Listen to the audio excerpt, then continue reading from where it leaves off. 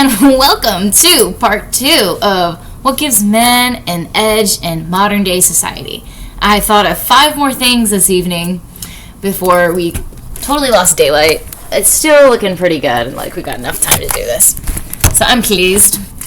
But what gives men an edge in modern day society? I thought of 5 more things tonight, and I guess I'm stoked. I guess I do have to share that, because I didn't expect to do this word at all today. I didn't know I was gonna get these thoughts and think about gender politics and then back it up with Bible verses. It's pretty cool. So I'm glad you're here. Thanks for tuning in. If you haven't caught the first video of tonight, go ahead and watch that. Like if it resonates, comment if it viscerally resonates. Do you? I'm just glad you're here. So the 6th thing that a man who has an edge in modern day society, he will practice standing his ground. A lot of men currently are experiencing heavy dark psychology and manipulation from female partners, or just in the general modern dating scene today. A man who stands his ground will not be budged past his boundaries that are comfortable to him and keep his well-being safe. A man who sticks to his ground, a man who stands his ground will also be the man who sticks to his guns. And this is what will really give men an edge in modern day society, is really, can't be budged past what your expectations are, and what your strengths and what your limits and your weaknesses, all of these things, they need to be respected. And so if something's happening in, say, an interpersonal relationship, and it's clearly manipulative, clearly deceptive tactics, starting drama for no reason, or say it's an employer, or maybe kind of a strong-headed family member that's kind of always had maybe the upper arm on you for some reason, just in the dynamics of the familial relations. No matter who it is, this man that I'm discussing, this man who is embracing their purpose in life, they will have no problem practicing standing their ground.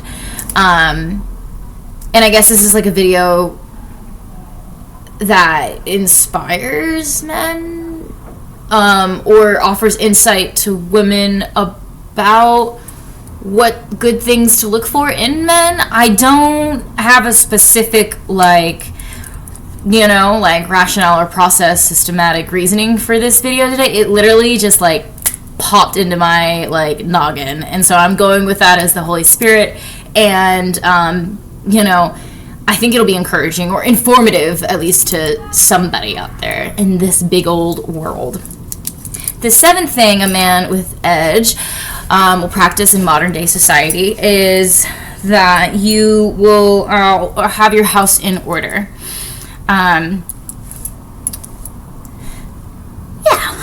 Obviously, men today, and always, the traditional viewpoint is that men will be providing and sustaining and maintaining the households. There's a lot of men who are given this responsibility and completely squander it. And that would be the households you see that end up in the headlines. You know what I'm saying? So that's why number 8 on this list is a man who is able to keep his house in order. That is what a man with an edge in modern day society will practice. He will know how to keep his house in order, because starting out, there's plenty of young, wedded, newly beginning relationships, couples that start out great. Yeah, that's easy. Piece of cake. You have a cake at the wedding, and then you go about living life, which isn't so much of a piece of cake. But the men who have an edge in modern society will practice maintaining and keeping their house in order.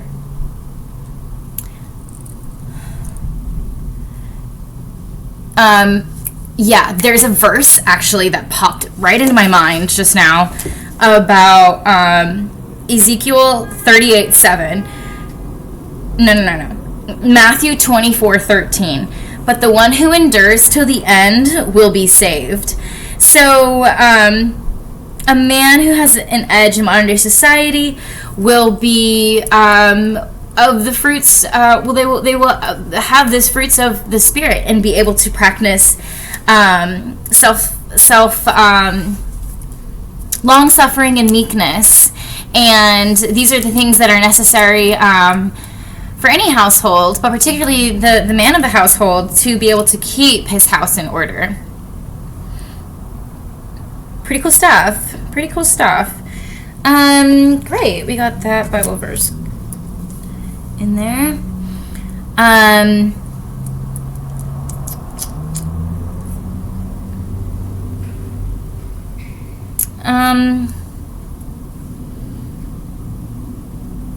gonna go back to the beginning of the list and match a couple Bible verses up with the beginning of the list, such as a man will educate others. That was the very first on the list of what gives men an edge in modern day society. And that's backed up with a great verse, and that's Galatians 6:1. Brothers, if anyone is caught in any transgression, you who are spiritual should restore him in a spirit of gentleness. Keep watch on yourself, lest you too be tempted. So you see here, you who are spiritual should restore him. That's the man who has the ability to educate others. That's the man who's taking time out of his day to make sure others hear this point of view, that he knows is powerful, that he knows is wisdom, that he knows is knowledgeable, and positive and encouraging and informative, and will bring others out of darkness. It's not easy for people to go through darkness in the first place. It's not easy for men to experience hell and back, and then it's certainly not easy to sit down and retell the story again of what it was like to experience hell, but then tips in the middle of that of how to experience a better life, of how to make better decisions than previously made in, like, maybe a story that he shares. Like, a good man who has an edge in society knows, they're a storyteller. They're a straight up storyteller. And it's a poignant, super powerful, method of getting information across. Some people have experiences and then throw it into a black hole and never talk about it again. So yeah, the man who is spiritually restoring his brothers after being caught in a transgression, but then coming back into alignment with God and taking the time to share with others what not to do in order to avoid how to avoid these disastrous circumstances that could occur, that transgressions bring on into people's lives. That takes bravery. That is the essence of bravery. Refacing uncomfortable topic situations and getting into it. And it takes a certain amount of courage in order to educate in general, because actually it puts you on the spot, and it makes you more vulnerable as a target, because if you're a truth teller, then you're revealing really powerful information that's against the grain, and that's definitely not what is conformity is all about. Let's keep everyone in the dark, and let's not talk about these enlightened topics and ideas. The government and society wants to keep citizens, first of all, fighting with each other, but also depressed and oppressed and weakened and overwhelmed, and that's how people in power maintain their power. So that's why educating is actually such an honor and a badge of courage, to make that sacrifice, because it's a legitimate sacrifice, and that's why it is number one on the list too. So that will definitely give a man an edge in society, modern day society. Okay, great. And then you bounce back too fast. The man who has edge, he'll bounce back like too fast according to his enemies and his opponents. Kind of like Muhammad Ali, like you have the same style of your style is so like there's a fluidity about the way you gracefully approach conflict. Like they said with Muhammad Ali, you float like a butterfly but then sting like a bee. So you have that calculated method of battling and fighting. And so say you could take the example too of two men in a sword fight. You may not always be able to control the other person's like jab or stab at you, and so say like that's the metaphor for like when somebody's criticizing you, and it's like known as like verbal judo, like knowing how to like kind of dodge like these criticisms and these like low blows that they may or may not even be consciously aware that they're like projecting onto you. So you may not be able to like control whether or not your opponent like stabs or like kind of gets you like here in the like side, or like this tender like I don't know, like in the back of the kidney or something, like they know like kind of where to hit. You may not be able to control what moves your opponent is coming at you with. However, you can't always keep that back foot ready to go, to like maneuver, navigate past it. You may not, expect like a certain strategic place that your like opponent, say you're like fighting with swords and it's like a sword match, however, you're always within your own ability to respond to your opponent's blows with a quick dodge, with a quick maneuver that is self-sufficient on your own, that kind of takes you out of the zone of impact. And like it's kind of being able to sidestep it. You don't have to accept what people are like legitimately, throwing at you or verbally kind of attacking you with. That was like an idea that I had that I'm really glad I got the chance to share. So thank you, Holy Spirit, for that. So you bounce back too fast. You surprise the person who's fighting you with a sword that they didn't know you were going to do, like that spin and then jump around, and then all of a sudden you were closer than ever to really putting them in a position that could take them out. So you bounce back way too fast. It's like supernatural. Some might even say you heal like the Wolverine, right? The third thing is that you are persistent despite your circumstances. And that kind of goes in line with you stand your ground, because you're not going to let others move you off base from what you've worked so hard to be at the circumstance and levels you're at now, that you're not going to go back 3 levels where you used to let people budge you off your spot. You literally stand your ground and you continue despite your circumstances. And so being like bouncing back too fast too, I forgot to add the verse with that. That is Ezekiel. That's the one where we use Ezekiel. My foot's falling asleep. It's cool. My foot is dead. Oh my gosh.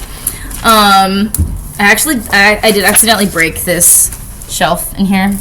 I don't mean to, but like sometimes I'm way stronger than I anticipate. I was just like kind of putting my feet on it, but like I also, I do this a lot to like furniture. This is a table I'm sitting on.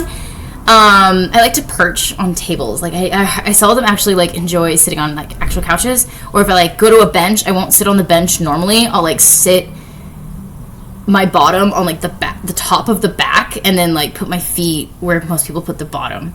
I don't know. Like I feel like I sit on furniture in my own creative way. Yeah.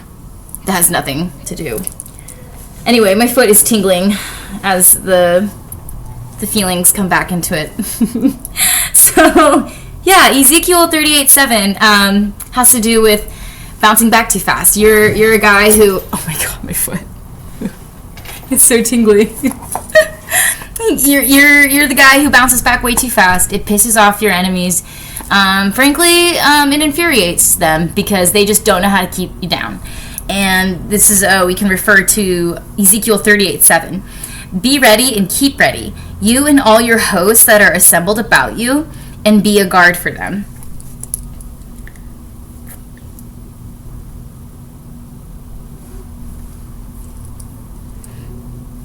Okay, so yeah, you're just that guy that just continues to get up. It doesn't make sense. What's kind of drawing to my mind right now is, I don't know if anyone who's watching this has ever read the book called A Call into the Wild by Jack London. That's my like all-time favorite book. And it's a little husky. It's about the main character of a husky who is in this Alaskan pact and team with other huskies, and he gets mistreated horribly, and he just continues to fight and keep going, and it doesn't make sense because the owners that mistreat him for a while until he gets into the hands of better owners just beat him with a bat, a club, and it goes through the emotions and what the dog is feeling, sensory levels and stuff too, of the abuse, and it's horrific. It's he couldn't even see. There's blurred vision. There's snot and blood running down his face, sweat getting into his eyes, but still somehow getting back up and continuing to fight and just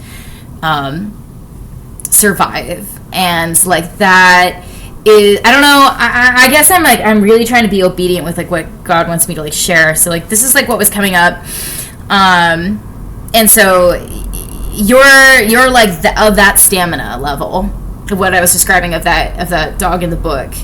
It's you have it's of that same intensity of the forces that you're coming up against, but the man who has an edge in modern society will just bounce back way too fast every time. So that's amazing. And then we have 1 Peter 1:13.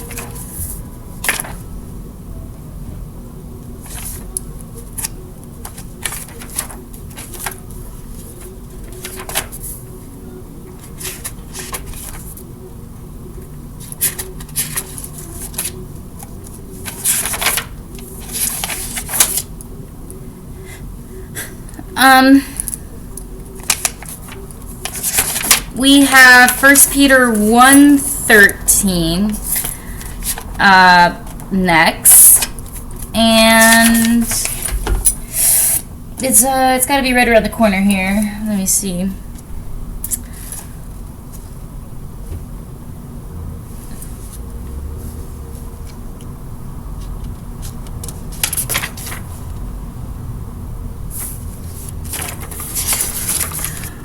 Well,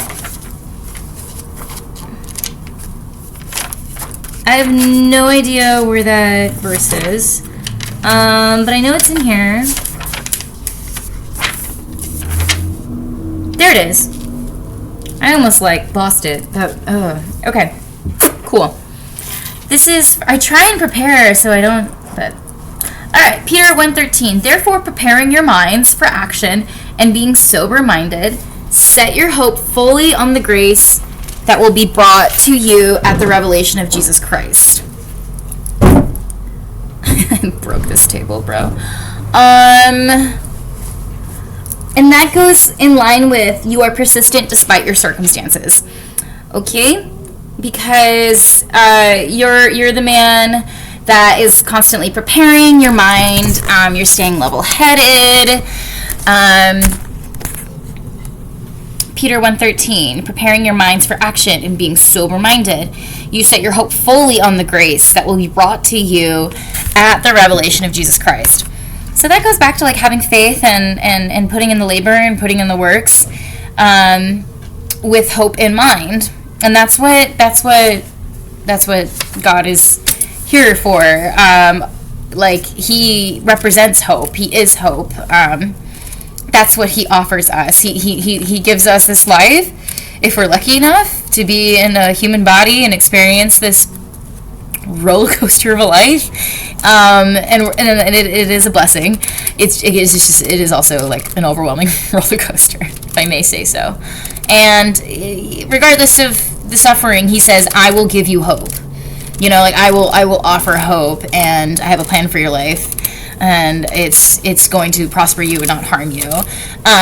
So a man who, you know, emulates the same like hopefulness of what God, you know, imbues is also that same faith and also the same level-headedness to like continue to be prepared and continue to be sober-minded and you know, set your hope fully on the grace that will be brought to you at the revelation of Jesus Christ. So it's a journey. Every individual's journey's, you know, vastly different, but also like we have a lot of things in similar. Every person on earth has vastly different experiences, but then when we get to talking, it's like, oh shit, yeah, I felt that too. Or, oh, you've been through that? Like, yeah, I was experiencing that during a chapter of my life during this season, you know, type of thing. So, just something to keep in mind.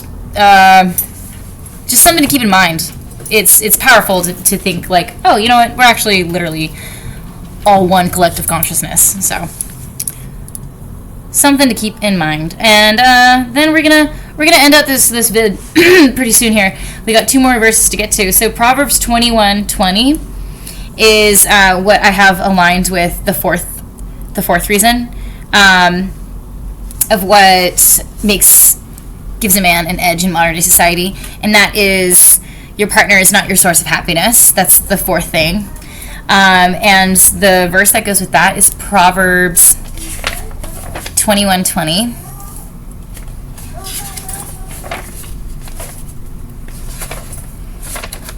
I guess I have like a lot of Bible verses. It's Proverbs 21:20. Precious treasure and oil are in a wise man's dwelling, but a foolish man devours it. So bear with me here.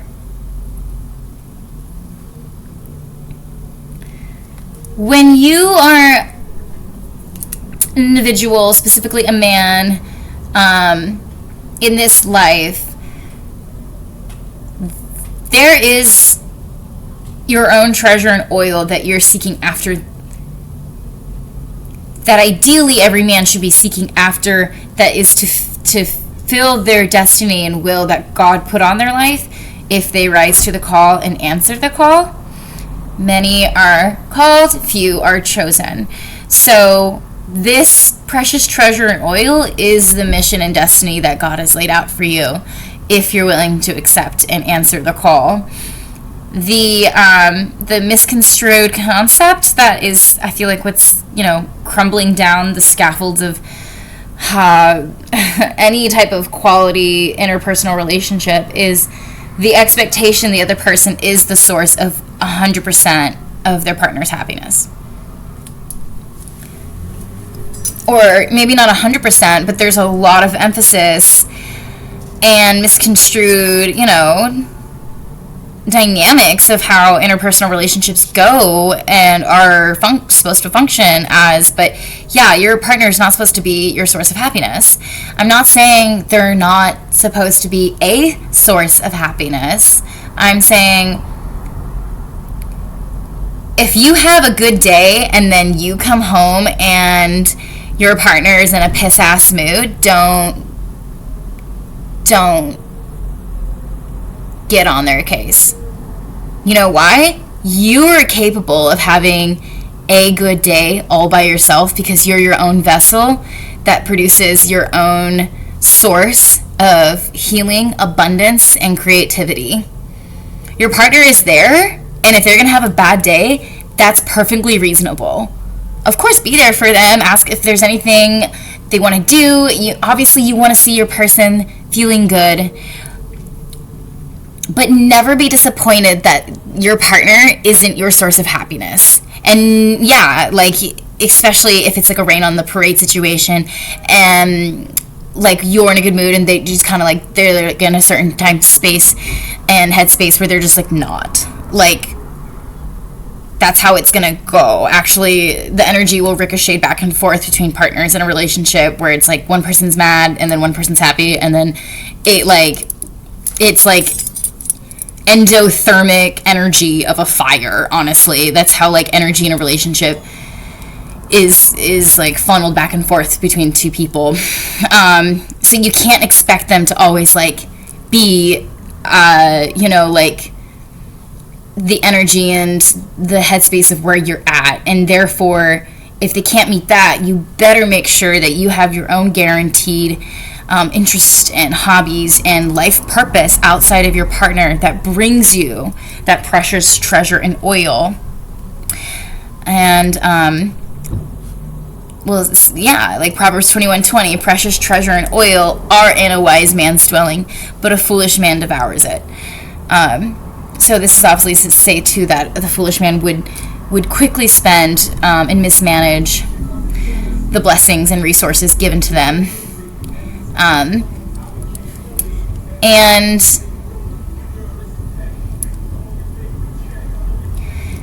a foolish man wouldn't have the purpose that a man who is, making use of the precious oil and treasure given to him by God. So be the wise man, making very good use of what God has given you already, and see what more you can make of it, because God has levels for you to go through and test to pass, and he just needs you to be on board and answer the call. And then we'll go on to the fifth factor that makes a man have edge in modern day society is that this man, he will keep his word. And the verse that we have with that is Matthew 24:13, and I might have shared it already with another idea that I had. I've done a couple takes for this video because it's been overwhelming to get the download all the way written down and like systematically figured out enough to get it on paper. And I just was trying to like do a good job too. So it's like hard sometimes because like I get lost with like my notes. I gotta stay more organized with my notes, but it's cool. So Matthew 24:13, a man who keeps his word. This is like something that a man with an edge in society will practice. They'll keep their word, and we can see in Matthew 24:13, but the one who endures to the end will be saved. Right? Pretty cool stuff. And then, if you've made it all the way to the end of this video, you is a real one. I appreciate your time. And now we're finishing off with 6 through 10 of what gives men an edge in modern day society. So, quick recap, and I haven't shared the last 2 yet. I did it as a surprise for the end. But the 6th one is that you will stand your ground. A man with an edge in modern day society will practice this. And you'll stick to your guns. You won't be budged. And you won't be manipulated or deceived out of what you know is best for you. 7, you have your house in order. 8, you keep your house in order. Because there's a lot of people who start stuff, and then like that's easy. Anyone can start like anything. I could start a game of Monopoly and then quickly walk away. Like I could quickly get out all the ingredients to make a cake and then like totally abandon the process, and like it's a shitty cake that's not even cooked all the way through. So sometimes marriages go like this, and I'm not trying to be any which way about it, but sometimes things really just fizzle out. So that's why I made a distinguished list between 7 and 8. You have your house in order, and then the 8th factor that will give a man an edge in modern day society is that you can keep your house in order. And that takes everybody's efforts. It's not just all the pressure on the man, obviously. That's like crazy. It will keep a good woman that's good for that man to keep that house in order. Yeah. And the ninth thing is you're a natural healer.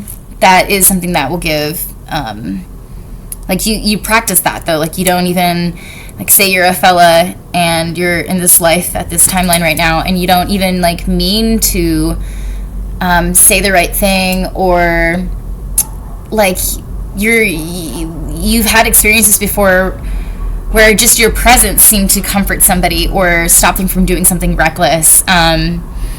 Natural healers, there's like obviously a lot of born natural feminine healers, but there's also masculine healers that were born that way and have those powers given to them by God.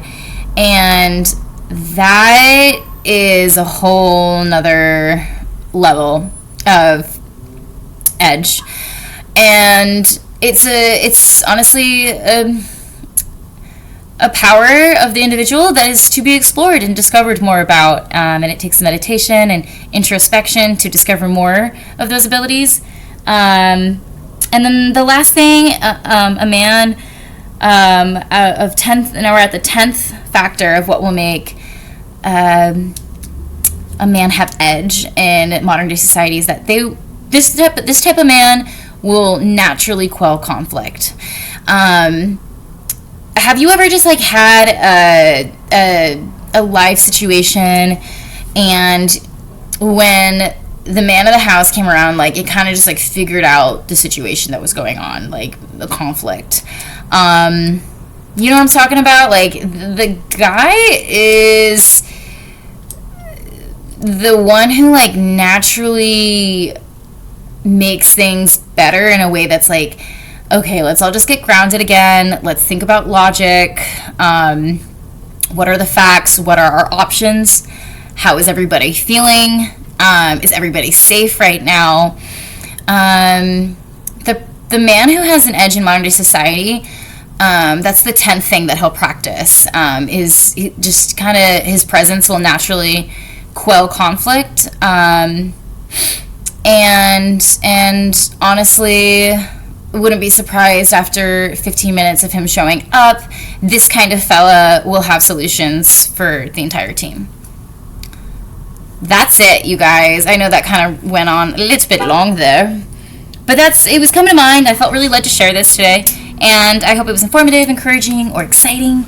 Any of the top 3. If you like the vid, something resonates with you, go ahead, smash that like button. If it viscerally resonated with you on a spiritual level, feel free and or you're more than welcome to comment and let others know any thoughts that were a product of watching this video, if you care to do so. You know what I'm saying? If you feel led to do so, you're more than welcome to do that. That's it. That's the vid. I literally can't thank you enough. Couldn't do this channel without you. You know what comes next. Stay safe. Stay blessed. Stay chosen. Peace.